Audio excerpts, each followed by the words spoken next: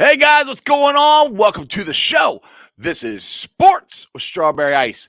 I'm your host, the Iceman, Jeff Trunapole. And as always, I bring you sports from a West Side point of view right here in the great city of Cincinnati, Ohio, home of the back-to-back AFC North champion Cincinnati Bengals. Now, do me a favor. If you found the show, hit that like and subscribe button. Smash that thumbs up. You guys are awesome. I'm up to 2,112 subscribers. That is great. I appreciate every single one of you guys. If you're watching on Facebook or Twitter and have yet to subscribe to my channel, why not? Please do so. Please go to the YouTube channel, Sports with Strawberry Ice. Hit the subscription button, hit the bell for notification, and every time I go live, you'll be notified. Also, exclusively in the YouTube chat crew, we're doing super chats. So if you got a question or you got stats for Jay Morris, because you know Jay's got stats, or you got something you want to ask Dale, or you just want to support the show, give me a super chat. I would greatly appreciate it. And as always, I'm coming to you live from the Ice Cave, and the Ice Cave is brought to you by T Properties. T Properties, quality housing for quality people. Check out the website at www.tpropertiesllc.com for all your rental property management needs and your rental needs. And you know what? I'm also sponsored by Jackpot Joey. We got the flag. We got the beer. We got all kinds of stuff. Remember, portions of the proceeds go to the Joe Burrow Fund and the Joe Burrow Hunger Relief Fund. Just get your merchandise there. The beer, you got to go to Brink Brewery, cork and bottle, all that cool stuff. Betfred. Got to talk about them. Sports betting is legal in Ohio. Hopefully you guys made some bets, had some fun this weekend. If you haven't signed up with Betfred, make sure you do it. All right, let's get to this thing. We got Jay Morrison from The Athletic, but right now I got my co-host. I want to introduce Dale Altman from Bengals and Brews. Lose back! Woo!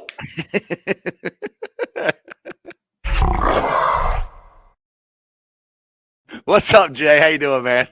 If I had known, I would have got my beer. Well, hey, when Bengals and Brews and Strawberry Ice together, there's usually always beer involved. So, are the ones behind you full or empty? No, they're empty. I drank all those things. Those are all gone. So, what is up? We have our coaches back. Lou's back. Brian's back. What's that mean? I mean, that's cohesiveness. What's that mean for the Bengals? First off, Jay, it's huge. I mean, I wrote about this back in June. I broke down the head coach, the defensive coordinator, the offensive coordinator for every team and looked to see where the Bengals ranked in terms of continuity. There was only one other team in the league that had those three positions. And if you want to include special teams coordinator in there as well, there's only one other team in the league that had everybody together longer. That was the Chiefs. So if you want to be in good company, that's the dynasty in the league right now. That's the model franchise. And if Eric Bieniemy ends up going somewhere else, the Bengals move into that top spot. Is going on to year 5 now with Zach, Lou, and Brian. Year like 50 with Darren Simmons. So right, exactly. It's crazy, and it's not just those guys. It's the leaders on this team. You look at all these important pieces in that locker room that have been here now for, it's not 5 years. Some of them are, and then Duke and the scouts, Steven and Mike. And it's just the entire organization just has this amazing continuity. And yeah, talent wins games, but you cannot underestimate the importance of building something, this continuous stream of everybody seeing and things the same way and moving in the same direction. Zach, what do you got, Dale? What's this mean for the Bengals moving forward?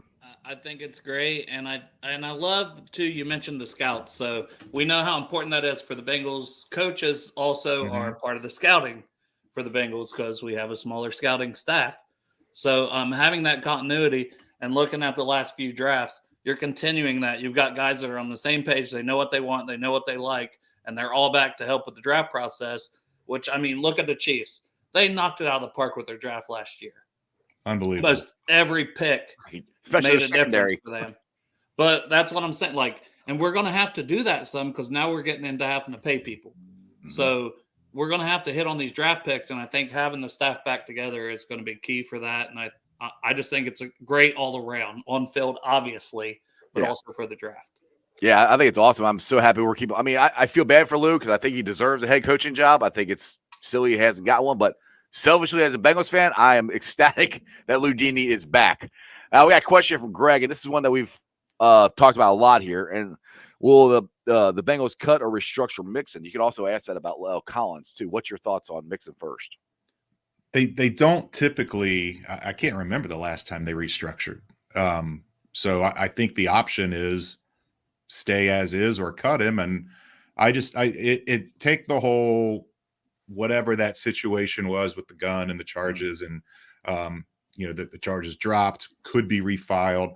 That Right. Take that whole incident out of it, just base it on football and salary.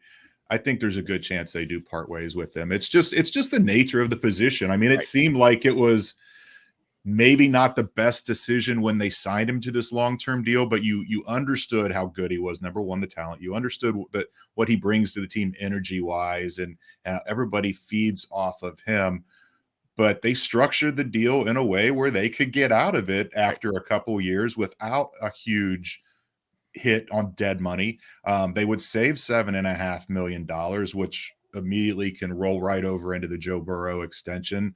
It's just, I mean, really, what was the difference between Joe Mixon and Samaje Perine this year? Pass blocking.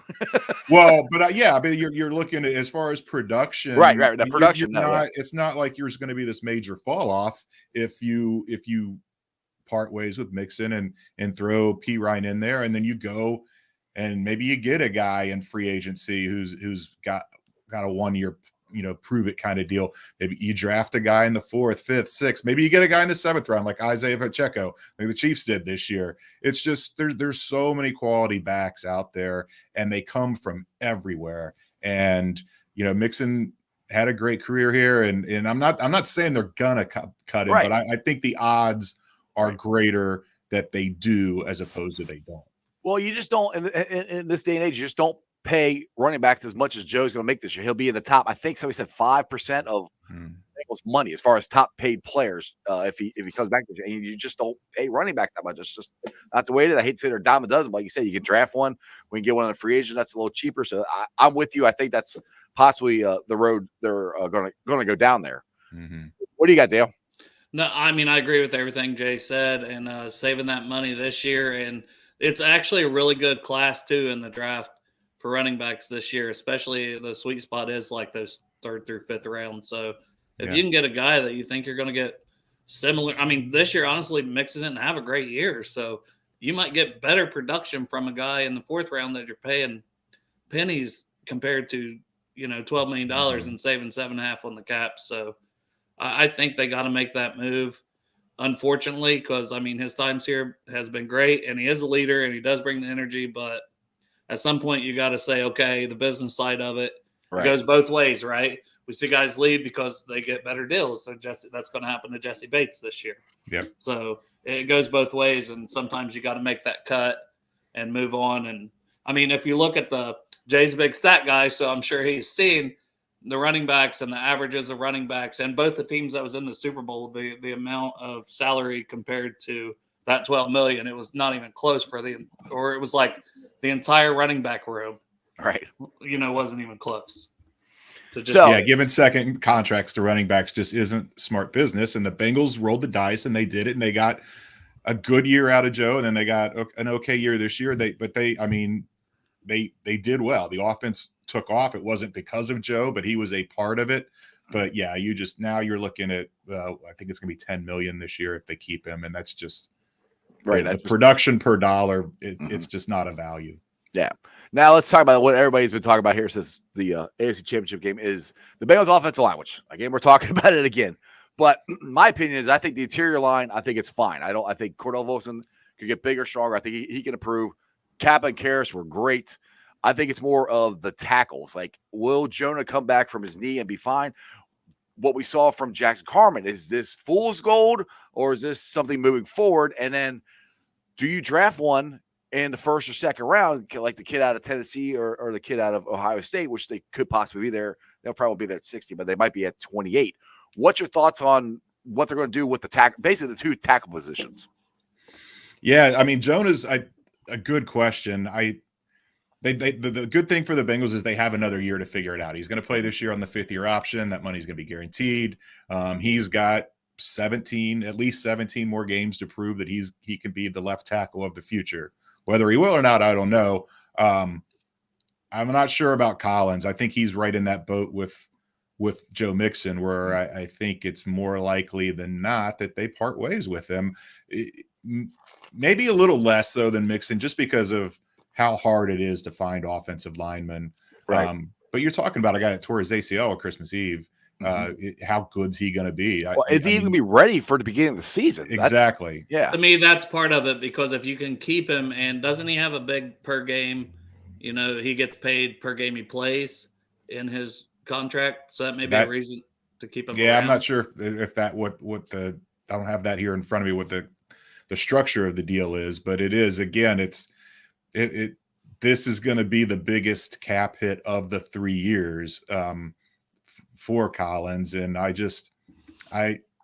even when he played before the injury, he wasn't great. He wasn't what we thought he was going to be. He wasn't anywhere close. We thought he was going to be a dominant. Well, I would say anywhere close. I mean, he was a serviceable right tackle, but he came here with his reputation of being maybe the second or first best run blocking right tackle in the league, and he served the purpose of improving the line. But you're right, I don't think that he gave you everything that they were hoping for, and I don't think it's a decision they make before the draft. But right. if they go tackle in the first round, or even first and third or second and fourth, get a couple tackles early, I think you're going to see the writing on the wall that they may move on from him. As far as Jackson Carman, fool's gold, I don't know. I mean, do you look at a really good game against Buffalo and then a so-so game against Kansas City and say that's enough? There's no way you can, but at least there's a hope that the light has come on and that he can be that guy, and going to be a big offseason for him to see if he can step up and continue that little bit of momentum he's built.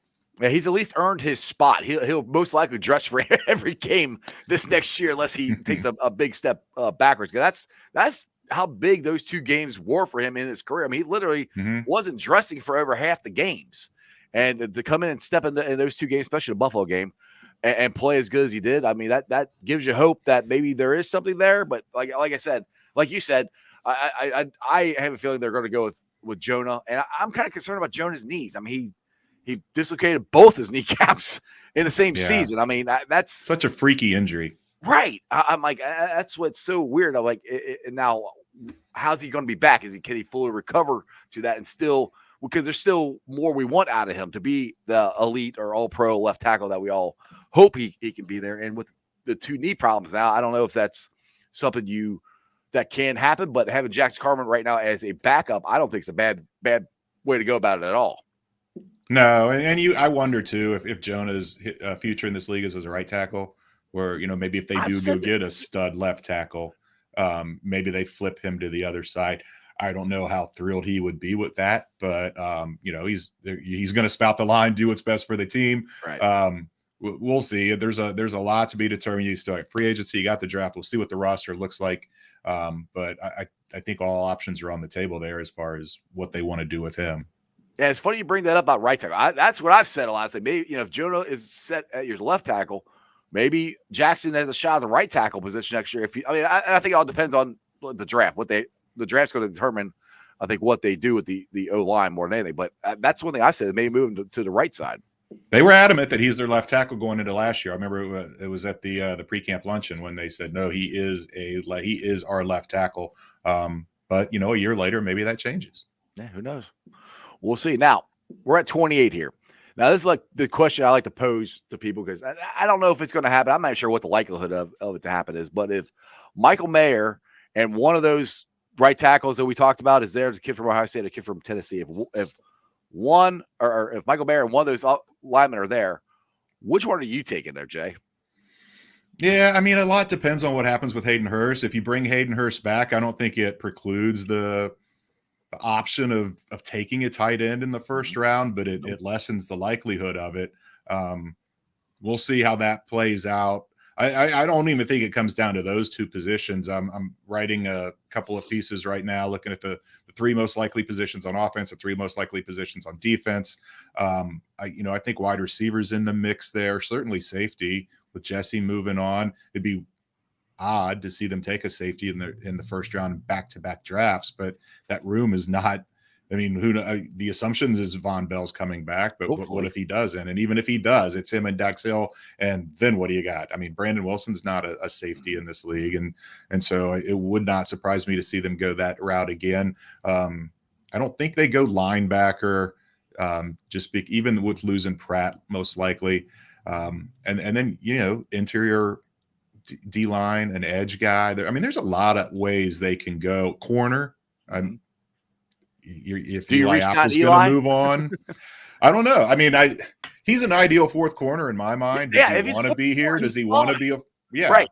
But I mean, Louuuuuuuuu is going to be back. You would assume his ACL was on Halloween, so it's still not it's still a shorter timeline than you would like. But I think they feel confident that he could be ready in time.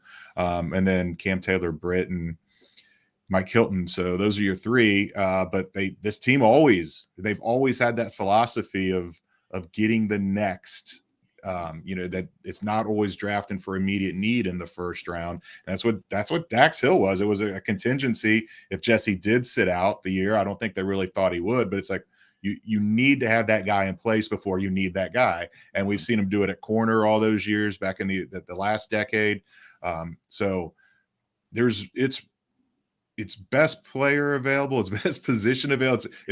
There's so many different ways they can go with that first round pick. And that is kind of the luxury. You're not getting the stud, you're not getting the Jamar Chase or the Joe Burrow, but it really opens things up for you when you're picking that late back, especially when it's some of these less positions of need, like tight end. Right.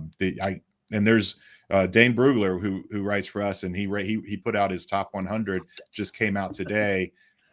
You're talking. Look at Dale. I love Dane, man. He's smiling. You're talking draft. This is a draft nerd right here. Dale loves this stuff. So in his top 100, he has 4 tight ends between 24 and 30. That is the sweet spot for the Bengals. Right. So it's like, if Mayer's not there, the hometown kid story goes out the window. There's other great options that are still going to be there at tight end if that's the way they want to go.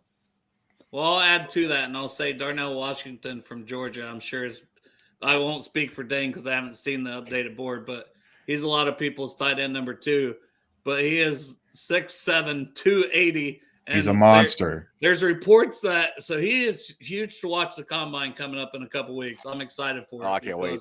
If he comes out and he runs a sub 4.7 at that size, that's ridiculous.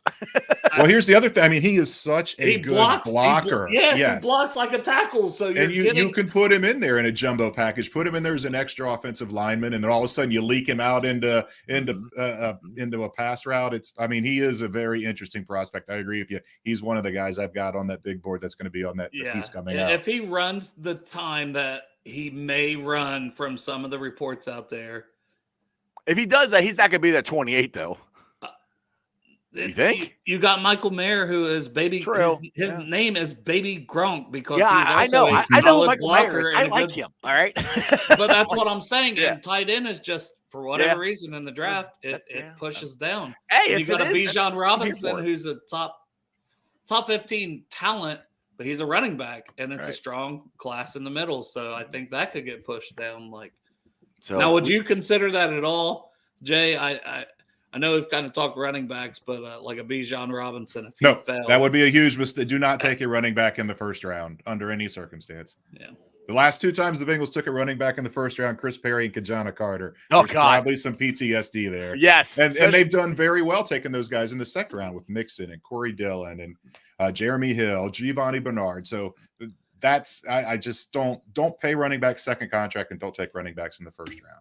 Now I got to put this comment up here from Pork Chop. This one gives you PTSD. What if Joey Porter Jr. is on the board for us? Jay, I would tell you, I think he's a good player. They drafted, that's fine, but I will have a really hard time rooting for somebody named Joey Porter.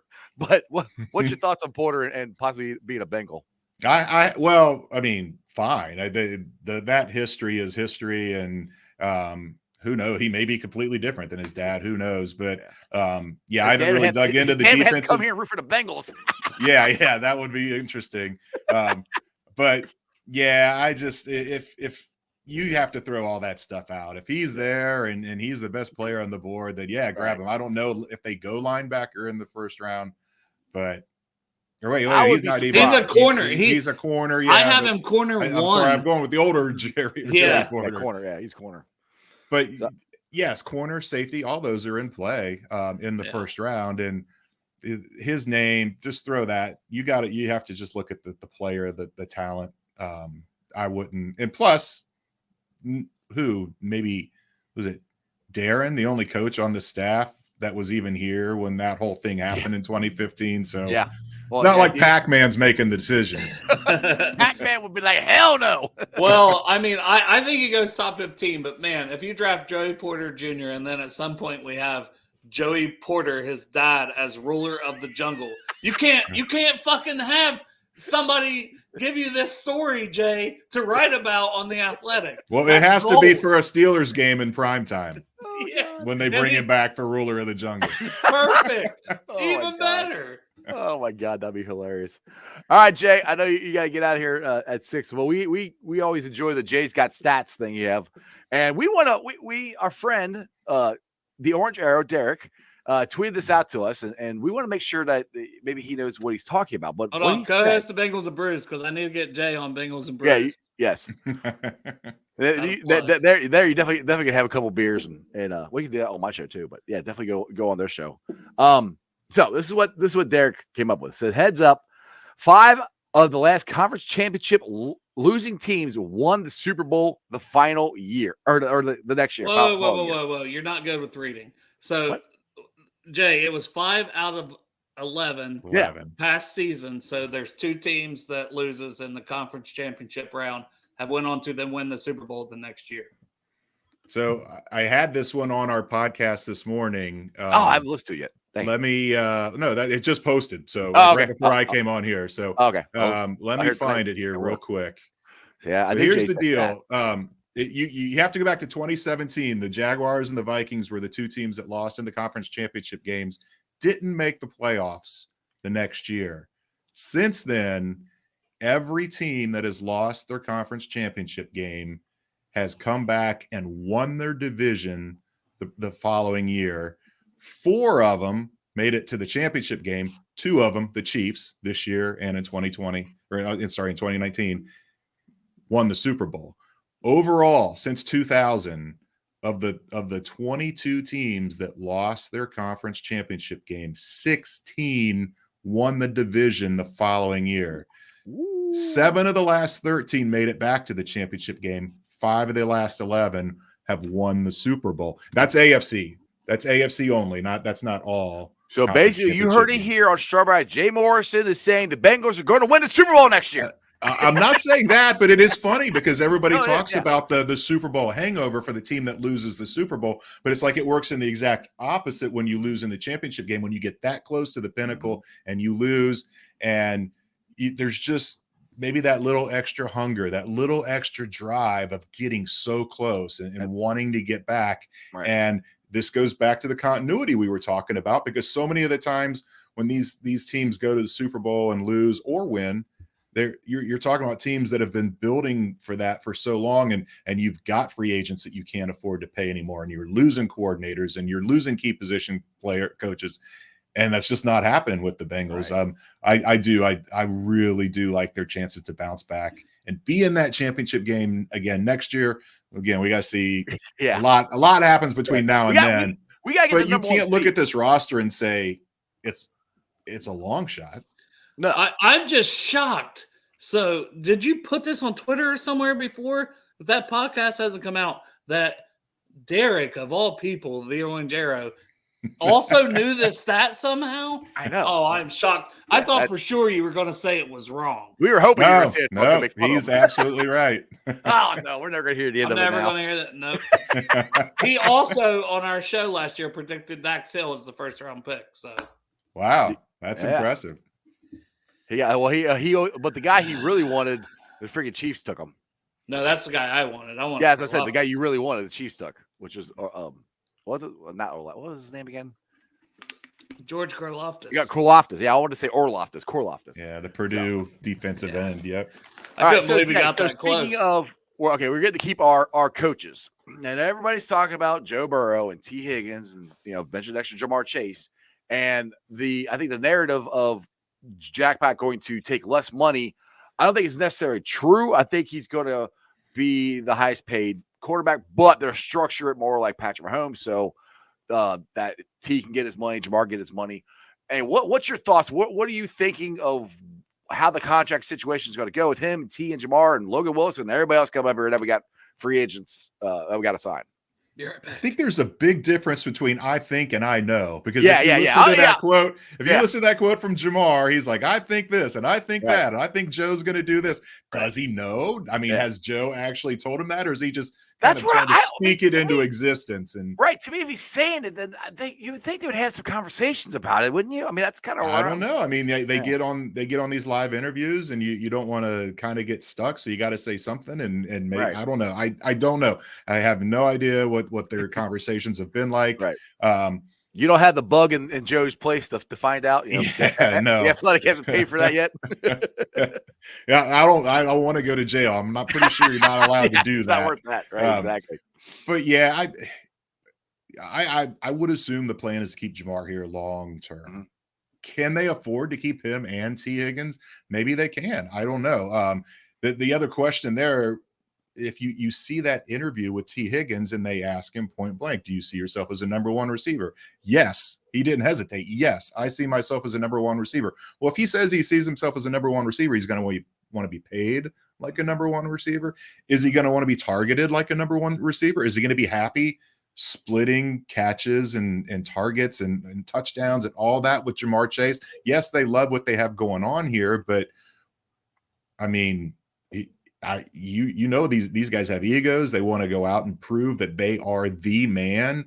Right. And I don't know. We'll see what happens with T. Higgins. I think if the Bengals make him a really attractive offer this offseason, yeah, maybe he does sign it, but there's also a chance he says, no, I'll wait. And I'm going to wait to hit free agency, which is next year, by the way. I know a lot of the talk about T extensions, and I think a lot of people were under the false assumption that he's a free agent this year. That is not the case. He's still under contract for one more year.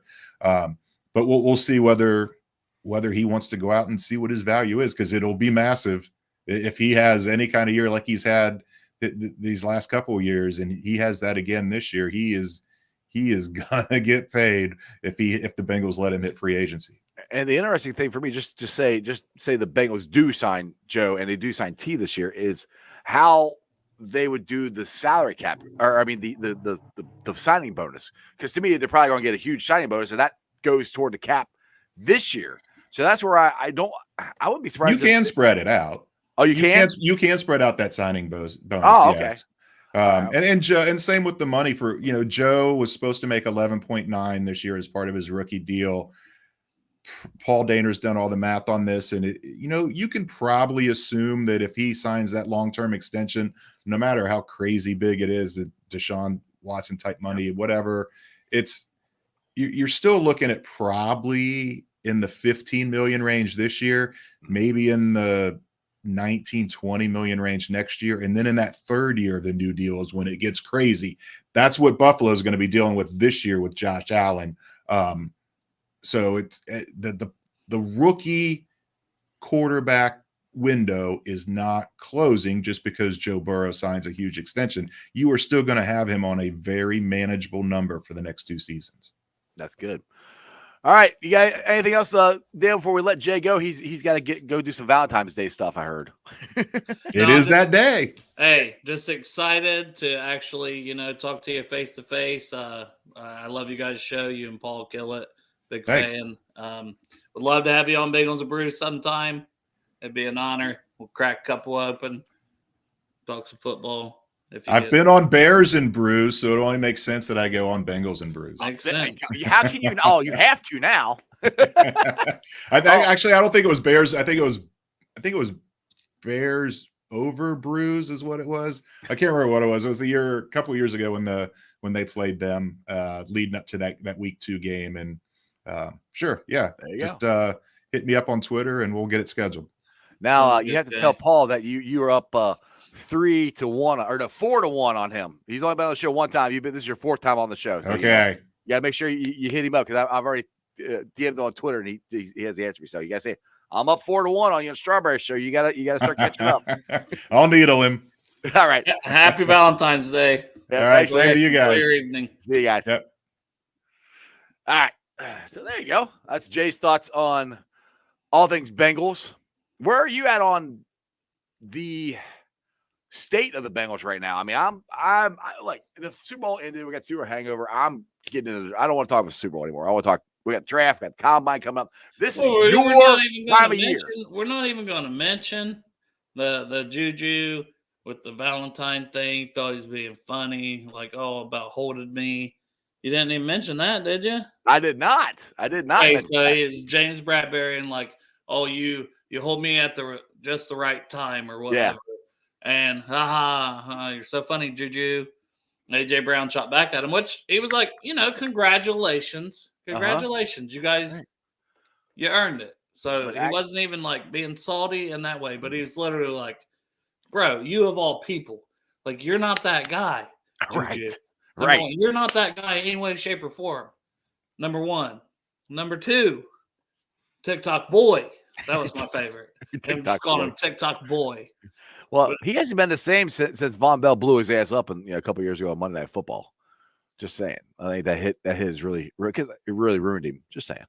But yeah, that was really enjoyable on that clap back right by AJ Brown there. I gotta tip my hat to on that one. I did like that. Yeah, I mean, he was trying to still be like, y'all won, but man, come on. Well, that's what I mean. Patrick Mahomes resurrected your career, little bitch. That's what all the Chiefs are doing. Like, look, Travis Kelce, he's a Bearcat, but good God, shut the hell up. He's really starting to just bother me with all this. Like, I always had some love for him too, just Ohio and stuff. And right. Like, I'm like, come on, man. We're the underdog. That whole narrative is played out too. We're the underdogs. We're the underdogs. Like, no, you're not. You've won both games. You were the 1 seed. Right. Everyone has had you the favorite for like 6 years in a row. 5 years in a row, you've had the 1 seed, and everybody has to go to Arrowhead. And you've been the favorite. Right. You've been. They're not the Super Bowl betting odds. You're the favorite every year. You're the favorite again next year. But right. It's. I don't know. I just wish the Chiefs would just act like a little more class. Like, you won it. Good job. Congratulations. And to be honest, this is one thing you're talking about. Like you've been there? Yeah, which you have. They have. Yeah. And one thing I'll say, I think Jalen Hurts got robbed. I think Jalen Hurts, I know he lost, but if you look at his numbers compared to Patrick Mahomes, he had 308 yards passing, 3 rushing TDs, one passing TD. His passer rating was 100.4, 100.9. But they never give the MVP to the losing team. That's stupid. They should have gave it to the real winners, the fucking refs. Should have handed the fucking MVP trophy over to that fucking referee and said, hey, you won this one. And you should have got it last year, too, to be honest. The referee should have got it last year. For Logan Wilson. I mean, that's people wanted. I was talking to one of the guys at work today. He said, man, why are Bengals fans so mad? I was like, because it happened back-to-back years. Twice. It happened. It happened to us, even though we weren't in the Super Bowl. It happened to us to get to the Super Bowl, and then the same shit happened in the Super Bowl to help the fucking Chiefs win, who just did the same shit against us. So, yeah, we're fucking pissed off, and we're salty. We're tired of getting fucked. So guess what we can do? We can fucking go to games, and we can be fucking loud and proud and say fucking Bengals against the world, and we can watch our team fucking burn it down to where it doesn't come down to the refs. Exactly. Don't let it come to the refs. That's what the Bengals are going to have to do this year. This next year, you got to come out of the gates Roger fast. Goodell. Why don't you hug Christian? Why don't you hug him a little tighter? Oh, I'm going to hug. Yeah, I tweeted it out. The one guy did. He did the art. Him holding him is like. Oh, no, I didn't see that. I thought we were talking about the video. I don't care how you hit defenders. Like, what, bitch? You're the commissioner. You're in lawsuits with CTE. You don't care how. Like, what are you saying right now? Bitch. Yeah, it was. You're a bitch, Roger Goodell. Bitch. Not even a clown anymore. A bitch. See, this is why you should have came on Sunday night when I was live. I was going off then. I'm a little more confident. But this is what. But honestly, I'm more mad. It's funny. I'm more mad this year than I was last year, and it was my own team. But because I'm more mad because I saw it twice. Where this one, they literally handed them the game. And people are like, well, it's pass interference. Okay. If that's pass interference with 1:40 left of the game, why is it a pass interference when it's in the first half? Yeah, is holding, not pass interference. Or holding. Sorry, I keep saying What they call holding. which, Yeah. I mean, yes, and it's like technically, yes. And I thought this one was worse than the one against Logan because Logan did not impede him in any way, shape, or form. This guy did a little bit to start, like the start of the route, but it was so ticky tacky, and the ball was like not even close. I don't think he could have caught it. It doesn't matter on a hold, but in that moment when you haven't called holding all game and you called that one, that's the problem. Yep, exactly. That's the problem. When they went and slid, whoever the wide receiver was, slid, right before the end zone. I'm like, I said they literally can't do anything. I mean, this game is literally freaking over. And here's the thing: it's fourth down. Chiefs still have the lead, and the Eagles got to go out there and make plays to win. But at least the players are making the plays, not refs throwing the flags to determine the game, just like last year. I want to see a minute 40 left. I want to see Jalen Hurts with that ball in his hand and see what he could do. Like, fucking make it fair, man. Just make it seem fair. Well, that's what I'm saying. Next year for the Bengals, they have to come out and like Pork Chop here says, go out there, step on their throat, no mercy. That's go out there and ball out from week one. Go out and get that number one seed. That's what I was telling Chiefs fans when I was leaving Kansas City. I said, we'll see you again next year, but it's going to be in Cincinnati. We need to get that number one seed. Look, it's hard as hell to go on the road and win 2 back-to-back road games, which the Bengals damn near did it back-to-back years. I mean, literally, we're a play away from doing it 2 years in a row. Bring it here. Make them come to the jungle. That's got to be the thing. Their goal this year is not just win the division. Get that number one seed. Make them come here, and we'll see what happens. Maybe we'll get some of the calls our way. But you got to make it so blatantly obvious that you're going to win that they don't give it any chance at all to the other team. That's what the Bengals need to do next year. Yeah, they need that fucking one seed, so the Chiefs don't always have it, and then it's like, fuck that. I mean. Exactly. I mean, we should have beat them 2 years in a row on their home field. And you know what? We're frustrated because we feel like we should have had a Lombardi last year, or we feel like we should have had the opportunity to watch a fourth down play, and maybe the Rams make it. But if not, we win that fucking game. Exactly. Exactly. It's brutal. All right, so drink a beer, calm down. No. Oh, I'm perfectly calm. I am not one bit. You made me sit here. Let's talk draft. You made me sit here for a half an hour and basically say nothing. You didn't think I was going to fucking come on here fucking firing afterwards? I let you talk with Jay. You let me talk like twice. I let you talk like 3 times. Let's go check the tape. Let's learn that. Like, I'm trying to be short because it's your show. But I'm like, damn, he gets run back. I'm like, fuck yeah, I said another question. I'm like, goddamn, what am I here for? So I just saved it all. I'm all built. I'm all hyped up. He's all hyped up. No, it's not like it's fine because Jay knows the shit way more than me.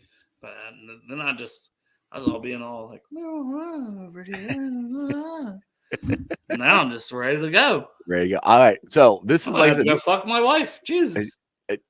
Marissa, happy Valentine's Day. Oh. So, draft season is upon us. The NFL Combine is the last week of February, beginning of March. How excited are you? Because this is probably, I think, one of your most favorite times of the year of all your. Because everybody, you can show everybody your paperwork and your spreadsheet. Well, I love the draft, but I don't necessarily love the Combine. Like, I don't really. Yeah, I can't sit and watch these guys run. Oh, I can't. And lift weights. It just feels creepy. Like the 40s to me. Like I'll watch some of it, but I'm more like I am curious to see that after like the relative athletic scores, based off the height, weight, speed, everything they tested at. For the ones that test, because so many just do pro days now too. All right. Exactly. Let's see, Foxy. But see, that's why I like Senior Bowl week a lot. It's just last year I didn't give too much of a shit because we were waiting to play Super Bowl like we should have been this year. Right, exactly. Fox here says, do you guys think first game of the year, Thursday night football, Queeks versus the Bengals? I think there's a good chance of it. Well, now I mean, it's 50% chance or 60% chance. They like to open with a AFC team and they like a good matchup. Normally, the Super Bowl champs open it up on Thursday night, don't they? Yeah, that's what. That's what did he say? He said Thursday night. Yeah. Yeah, so normally I was guaranteed the Chiefs to be on a Thursday night because that's No, normally that's what what it he's. is. No, they will 100% be on. Yeah, and hopefully it's the Bengals. He's Yeah, saying, will it be versus us? And it could be. if they play the Bills, which I think somebody said they did, then that's the only reason I say it's maybe 60-40 us, 50-50 would be Bills. But if they don't even play the Bills, because I don't know their schedule off the top of my head, or Right. like their opponents, because the schedule's not out yet, but their opponents. William here said this will be interesting if this does happen. So I think Lamar Jackson is leaving the Ravens, so we are going to win the division next year. I don't know. I wouldn't be surprised either way at this point. Yeah, I'm more thinking he's out the door because it's taken so long to get this contract done, and I think Lamar is determined to get a fully guaranteed contract. That's just my opinion, what he's trying to do. But they can franchise him, which to me, I'm just like, he's obviously, and maybe he was that hurt, but yeah, that's her. Like, really, your season's on the line, you couldn't play. But to be honest, their backup quarterback is a Pro Bowler, so did they really? Did they really?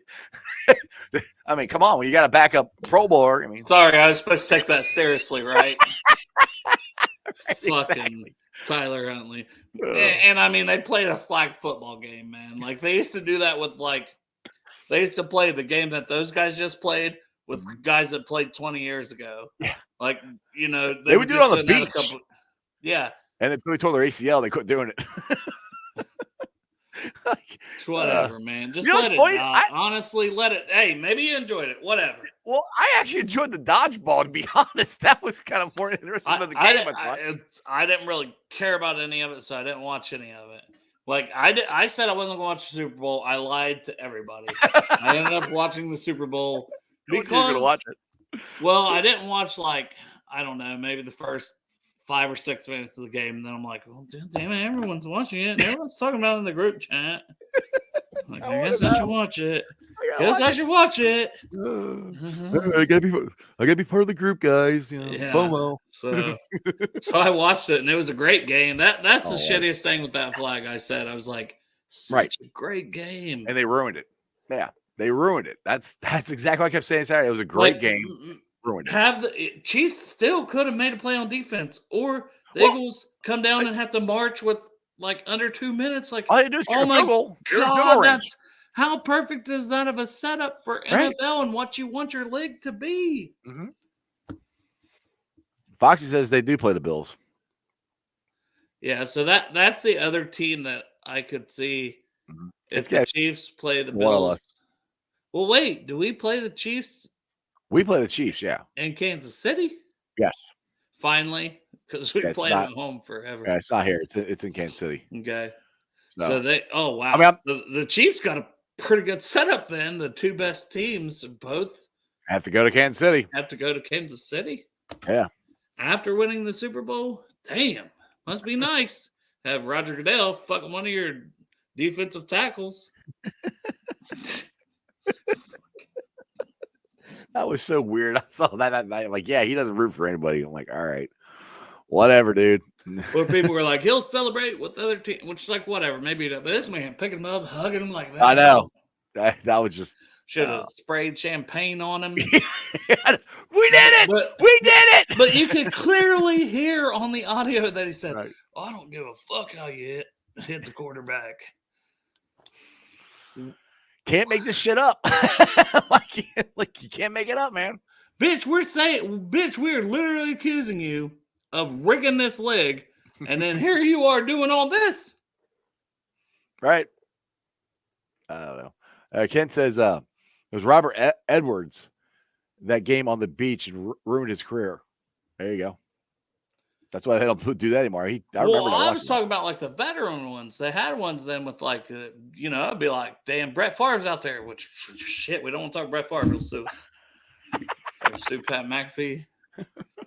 Dude, our show Saturday night already got canceled. So come on, you gotta be careful here. Yeah, me and Jeff tried to do a show, trying to be something besides the Bengals.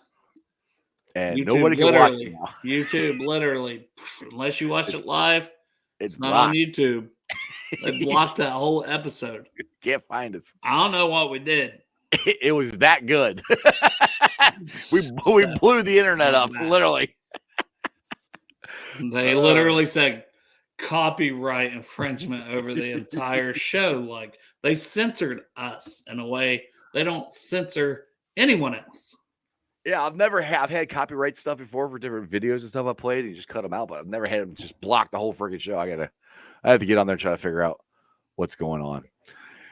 Anyway, what do you got going on Bengals and Bruises this week? You guys got some good guests or anything going on? Or? No, we don't have any guests right now. Next week we might have a good guest next Friday, and I ain't even sure. I might do a show Thursday. I might just do a show with just me. There you go. I don't know. I might do Thursday, and then Friday I know it'll be me and Derek. There you go. You know, we fucking argue. We don't really argue very often. Yeah, you guys made up. One time. You guys hugged and made up. I love that, man. Take a bullet for my boo. Yeah. I told him happy birthday. That's happy birthday. Or happy Valentine's Day. Happy Valentine's Day, lover.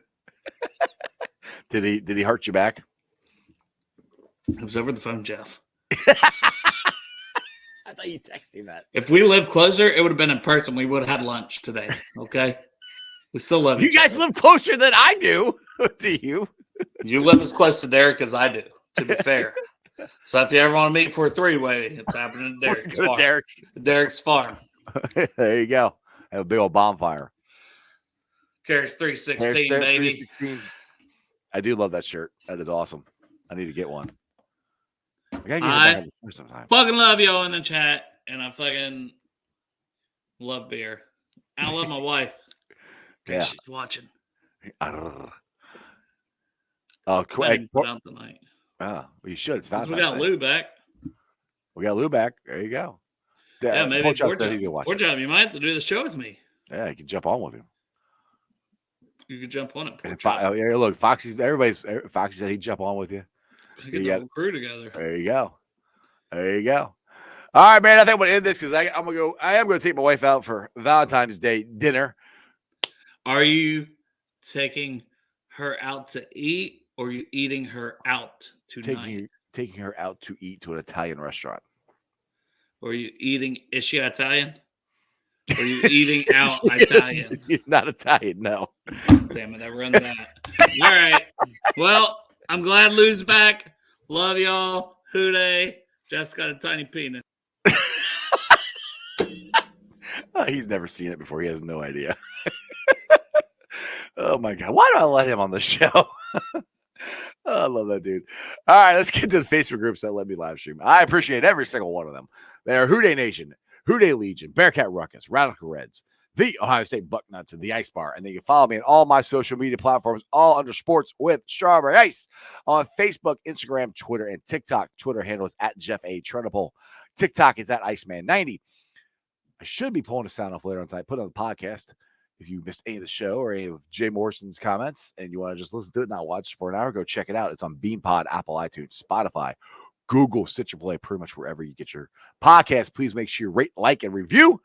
Give me a 5-star review. Leave a comment so more Cincinnati fans can find my podcast. YouTubers, you guys are awesome. 2,111 subscribers.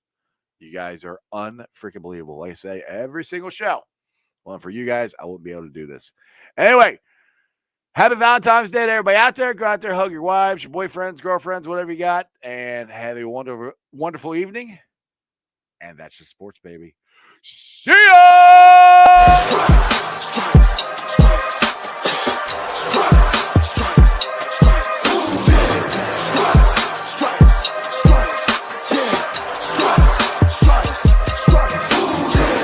In the day, black in the night.